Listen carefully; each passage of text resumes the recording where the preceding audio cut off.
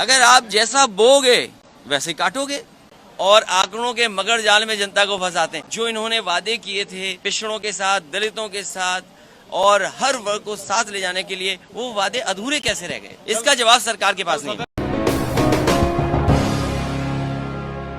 ये कोई नहीं है। सवाल ये है कि अभी तक के इतिहास में किसी ने किया। हम अगर सरकार में आते हैं तो जनता हमें मौका देती है बजट करने का। हम आपका घर बेच करके नहीं, कल को आप पत्रकार साथी हो, मैं कहूँ कि आप अपना चैनल बेच करके ये कर दो, ये कोई बात हुई है आपको?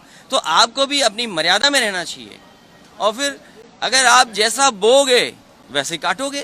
पिछले 5 बजट भी सरकार के देखे हैं, ये 6वां बजट है और सरकार ने पिछली बार ये कहा था कि 2022 तक किसानों की आय दोगुनी हो जाएगी, सरकारी कर्मचारियों के सभी पद भर जाएंगे। और जहां तक 5 साल का बजट देखा है उसमें धोखा मिला। क्या उम्मीद करते हो इस बजट में, जब पिछले 5 साल का इन्होंने बजट पूरा नहीं किया, जो वादे किए थे वो बजट में शामिल नहीं किए? क्या किसानों की आय दोगुनी हो गई? और आज भी किसानों के बकाया है।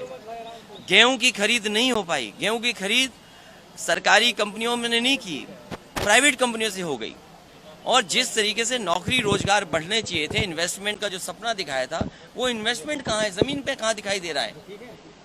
तो इसलिए ये आंकड़ों का मगर जाल हो सकता है, क्योंकि आंकड़े गरीब आदमी नहीं समझ पाता है। तो आंकड़े पेश किए जाएंगे, लेकिन जमीन पर धरातल पे जो चीज पहुंचनी चाहिए कि महंगाई कैसे रुकेगी, नौकरी रोजगार कैसे बढ़ेगा, किसान की आय दोगुनी कैसे करेंगे, जो इन्होंने वादे किए थे पिछड़ों के साथ, दलितों के साथ और हर वर्ग को साथ ले जाने के लिए, वो वादे अधूरे कैसे रह गए? वो तो कह रहे हैं कि जनभावनाओं का बजट है। वो शब्द और आंकड़ों के मगर जाल में जनता को फंसाते हैं। मैं आपसे पूछना चाहता हूँ, सिलेंडर सस्ता हो गया, डीजल पेट्रोल की लगातार कीमतें बढ़ी, नौकरी रोजगार दे नहीं पाए, इन्वेस्टमेंट कहाँ है, बिजली का उत्पादन नहीं किया, मेडिकल कॉलेजेस का सपना दिखाते हैं, लेकिन मेडिकल कॉलेजेस को बजट क्या दिया?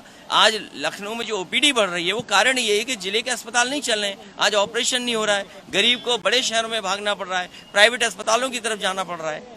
इसका जवाब सरकार के पास नहीं है। देश दुनिया की ताज़ा तरीन खबरों से रूबरू होने के लिए सब्सक्राइब कीजिए आपका अपना चैनल NDTV भारत।